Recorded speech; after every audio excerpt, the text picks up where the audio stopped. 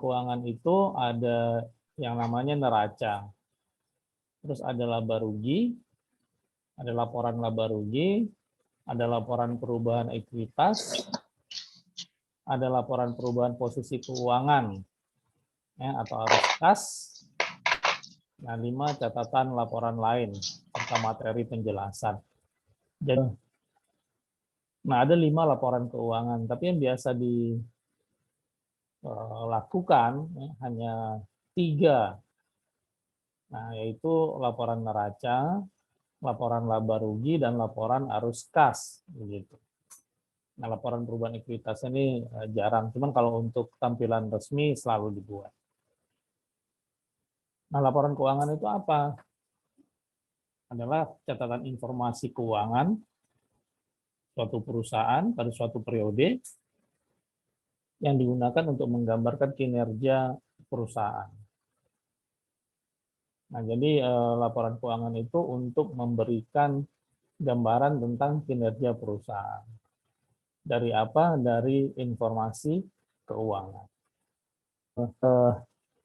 Untuk menampilkan laporan keuangan, baik itu neraca, laporan rugi laba, atau laporan arus kas itu, kita tetap mengacu kepada standar laporan keuangan yang dibuat oleh Ikatan Akuntan Indonesia.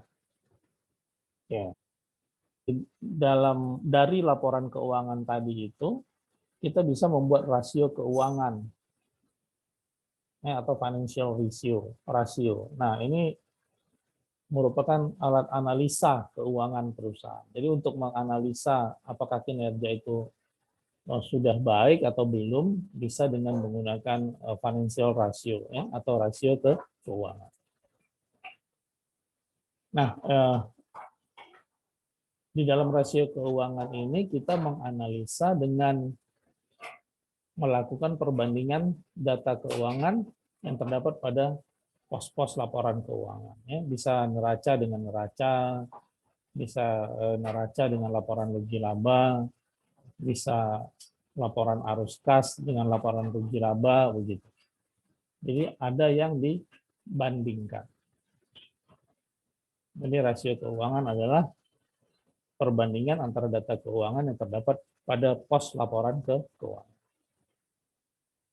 Keuangan itu nah, ini jenis-jenisnya ya, kalau dalam rasio keuangan. Satu adalah rasio likuiditas. Nah, rasio likuiditas ini adalah memperlihatkan kemampuan hotel untuk memenuhi kewajiban jangka pendek. Jadi bagaimana hotel mampu memenuhi atau membayar hutang jangka pendek. Nah, berapa liquid perusahaan itu? Begitu. Ada rasio solvabilitas yang menunjukkan kemampuan suatu hotel untuk memenuhi seluruh kewajibannya, baik jangka pendek maupun jangka panjang. Nah, dari rasio solvabilitas ini kita tahu kewajiban suatu hotel untuk membayar seluruh kewajibannya. Kalau dalam rasio tadi hanya kewajiban jangka pendek saja. Terus ada rasio aktivitas atau activity ratio. Nah, memperlihatkan tingkat efektivitas penggunaan aktiva atau penggunaan kekayaan hotel. Ada rasio ada rasio profitability atau rasio profitabilitas, rasio keuntungan yang menunjukkan tingkat imbalan atau perolehan keuntungan dibanding penjualan atau aktiva. Jadi seberapa besar tingkat keuntungannya, itu yang dimaksud di dalam profitability ratio. Ada rasio operational ratio, yang menunjukkan informasi operasional suatu hotel, baik untuk revenue departemen maupun non-revenue departemen. Nah, ini rasio-rasio operasional. Nah, tadi kita bicara rasio likuiditas. Nah, ini. Nah, apa saja di dalam rasio likuiditas itu? Ada yang namanya current ratio. Rasio yang membandingkan aktiva lancar dengan utang lancar. Jadi aktiva lancarnya berapa dibagi dengan hutang lancarnya dikali 100%. Nah, dapatnya adalah per persen. Ada quick ratio juga, perbandingan aktiva lancar dikurangi dulu dengan persediaan. Kemudian baru dibagi dengan hutang lancar. Ada cash ratio, adalah perbandingan antara kas dan aktiva lancar dengan utang lancar. Cash ratio adalah ini rumusnya. Kas ditambah dengan setara kas dibagi dengan hutang lancar. Nah, buat apa? Mengapa kita mencari rasio-rasio ini? Ya sesuai dengan yang tadi di atas ini, untuk mengetahui ya, seberapa besar kemampuan suatu hotel untuk memenuhi kewajiban jangka pendeknya. Jadi dengan melakukan rasio likuiditas ini, kita tahu seberapa baik suatu hotel itu mampu untuk menyelesaikan utang jangka pendek. Nah, kita tahu baik atau tidak baiknya pasti dengan melakukan perbandingan. Nah, kita dapat nanti rata-rata industri atau di dalam industri perhotelan itu berapa standarnya. Atau dari hotel yang satu dengan hotel yang lain kita bisa membuat perbandingan. Itu rasio likuiditas. Solvabilitas itu ada yang namanya debt ratio. Nah, debt itu hutang begitu. Nah, debt ratio itu adalah total utang dibagi dengan total aktiva. Nah, kita dapat data ini dari mana? Dapatnya dari neraca. Begitu. Ya, jadi dalam debt ratio ini kita mengukur persentase besarnya dana yang asalnya dari utang. Nah, jadi berapa dana yang dari utang? Baik utang jangka pendek maupun jangka panjang. Nah, begitu. Terus ada debt to equity ratio. Nah, jadi kalau equity ini kan modal. Jadi membandingkan utang dengan modal yang dimiliki. Jadi berapa persen utang itu apabila dibandingkan dengan modal.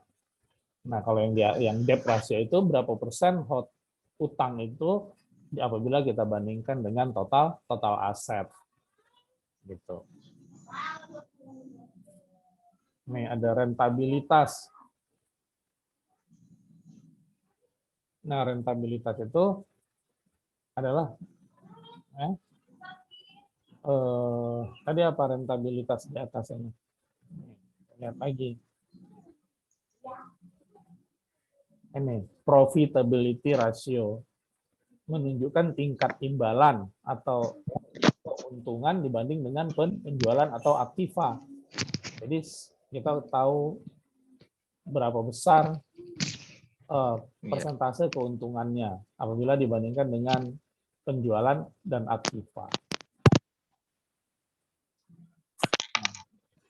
Yang pertama adalah profit margin. Nah, profit margin itu laba bersih dibanding dengan penjualan. Nah, misalnya ada laporan keuangan menyatakan bahwa laba bersihnya 100, gitu. Tingkat penjualannya 1000. Nah, berapa tuh profit marginnya? Berarti 100 dibagi 1000 dikali dengan 100%. Nah, itu berapa dibagi 1000 kali 100%.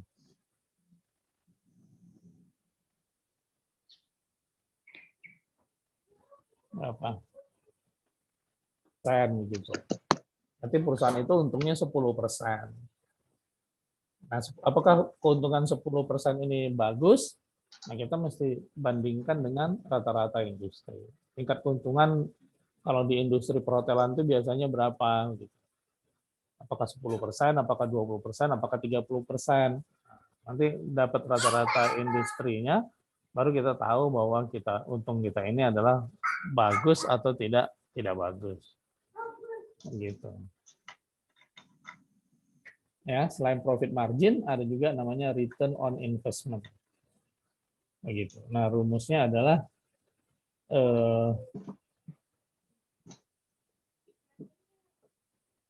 EAT dibagi dengan investasi. return EAT itu adalah earning after tax. Nah, jadi berapa earning after tax itu? Tapi sebelum earning after tax itu adalah laba bersih nih berarti, laba setelah pajak. Dibagi total investasi kita begitu. Terus ada return on aset atau rentabilitas ekonomis. Nah, merupakan rasio yang menunjukkan kemampuan perusahaan menghasilkan laba dengan memanfaatkan seluruh aktiva yang dimilikinya. Nah, rumusnya adalah EBT dibagi total aktiva. Nah, kalau EBT ini adalah earning before tax. Jadi pendapatan kita sebelum pajak dibagi total aktiva kita.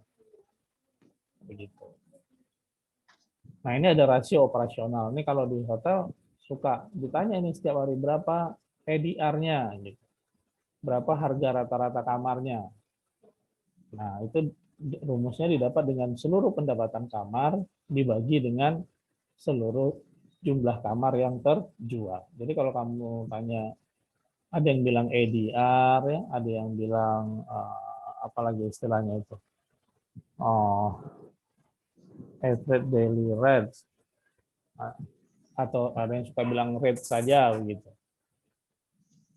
Nah, itu adalah rumusnya jumlah kamar dibagi dengan jumlah total pendapatan dibagi dengan jumlah kamar yang terjual. Begitu.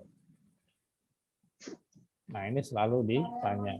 RevPAR juga akhir-akhir ini suka ditanya juga. Jadi revenue per available room. Nah, kamu nanti kalau lulus dari Politeknik harus ngerti itu RevPAR.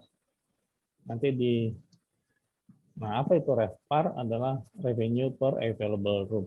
Jadi rumusnya adalah room revenue itu dibagi dengan kamar yang tersedia. Beda dengan ADR. Kalau ADR itu dibagi dengan jumlah kamar yang terjual saja. Kalau RevPAR ini seluruh kamar. Jadi kamar nggak terisi atau terisi maupun tidak terisi tetap menjadi pembaginya. Nah, ada food cost. Nah, itu juga suka ditanya. Beverage cost suka ditanya.